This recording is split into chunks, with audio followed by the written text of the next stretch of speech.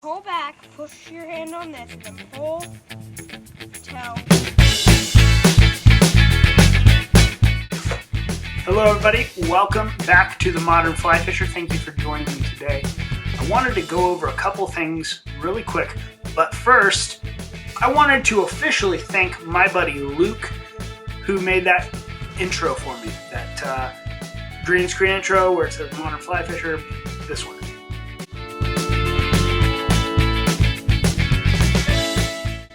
He made it for me. Thank you, Luke. I appreciate it. He does a lot of like animation and 3D work and stuff like that. Check out his channel, TheFirstOrdinal. I'm going to put a link to it. If that's not really what it's called, I'm sorry. But check it out. Cool guy, very talented. If you guys ever need any help with anything like that, hit him up. He's a great kid. I wanted to talk about the net video that I posted on Saturday, but I wanted to touch on nets in a little bit more detail and sort of point out the benefits of using a net in different types of nets. These nets that I have here are all made with a rubber net material, and the reason, even this black one here, is a rubber net material. And the reason for that is because that is extremely healthy for the fish. That is the best possible net material for the fish because it does not scrape off as much of the protective film that the fish have on them. So when you pick up a fish and it feels slimy, that's because it is. The slime on a fish it's a protective membrane. It protects them from parasites, it protects them from other types of organisms in the water. So it's very important to not wipe that all off. And so when we use this type of net, a rubber net material, versus like a cloth or other woven type of net material, it really goes a long way to keeping the fish healthy. And when we're catching and releasing fish, we want to release the healthiest fish we can. That's the whole point. If we can't release a healthy fish, then why release it at all, right? There's nothing wrong with keeping fish if that's what you choose to do, as long as you're going to eat it and put it to good use. That's your decision to make. But if you're going to catch and release, then you better do it the very best way possible so that the fish can have, so that we can have the least impact on the fish possible.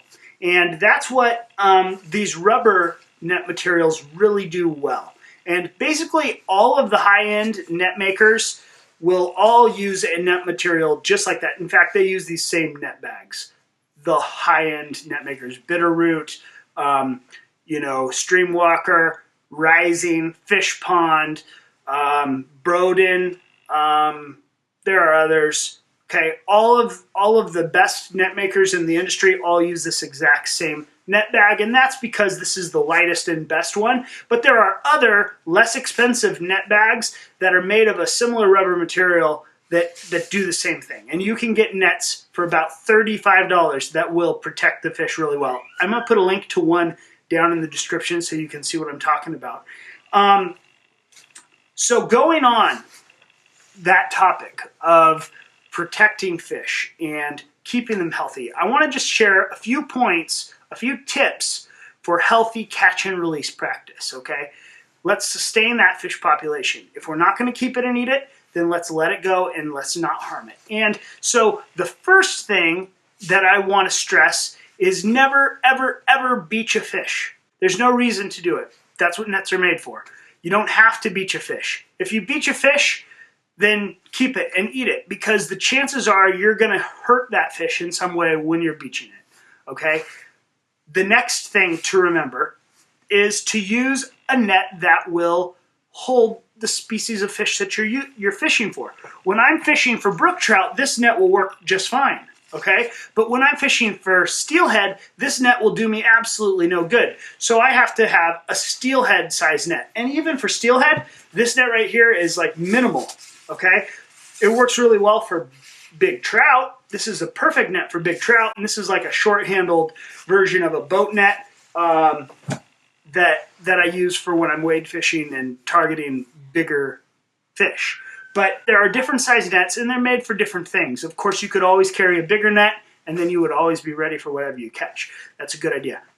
Another tip, don't keep the fish out of the water for too long. This isn't a photo shoot. We all love fish pictures, but let's get them in and get them out. Bam, bam, thank you, ma'am. Okay, a good rule to think of, and I don't know where I heard this first. I've heard this repeated over the years quite a bit, is hold your breath when you pick that fish up.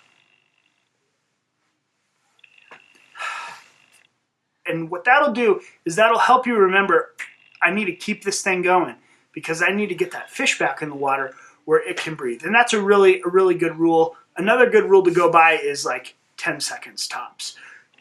If the fish is not dripping wet, it's probably been out of the water too long. So we don't need to get all crazy and start critiquing everybody's pictures and telling everybody that they're doing this wrong or that wrong. You know what? When I started, I did a lot of stuff wrong. I didn't know. It's a process of education, and that's what this is really all about. That's what this channel is about. That's what I'm trying to do with this channel, is educate people and you know, help the fish population, help the anglers, help the industry in the process. That's the goal. Now back to nets really quick, because I didn't touch on this very well in the other video. We have nets like this. This is a trout size net with a 14-inch handle. I also have a spot on here where I connect a magnet clip or a tether or a latch or something to hook it onto my vest or my pack or what have you. This is like a crossover net. I use a net like this when I'm wading. Most of the time I use the 16-inch handle version of the same thing, and this one doesn't even have a hole in the end with a tether. It's just made to go into my waistband and through my pack. One thing to remember though, magnet clips are not foolproof. If you don't have your net on both a magnet clip and a tether, I promise you, you will lose a net. Okay, magnet clips are great, but you will lose a net. It happens all the time. I've done it before. I've lost nets carrying them in my belt as well. You know, it doesn't happen very often, and if you're careful about it, you can make your net last a really long time. The bigger the net, the harder it is to lose. That's a good rule to remember. It's also the harder it is to carry around. So a couple things to remember when you're catching and releasing, when you're handling fish, when you're taking pictures of them, get them in and out, get them back in the water as quick as they can so that we can sustain that healthy population of fish, whatever it is, be it trout or bass or any other type of fish. If we're not going to eat it, let's get it back in the water and leave it there to reproduce, and then we'll catch it another time. Thank you guys all for watching. I appreciate it. I appreciate the subscriptions. I appreciate the comments. Questions, please. Any question you have, feel free to ask. Check us out on our website, www.modernflyfisher.com. Until next time, guys, fish more, catch more.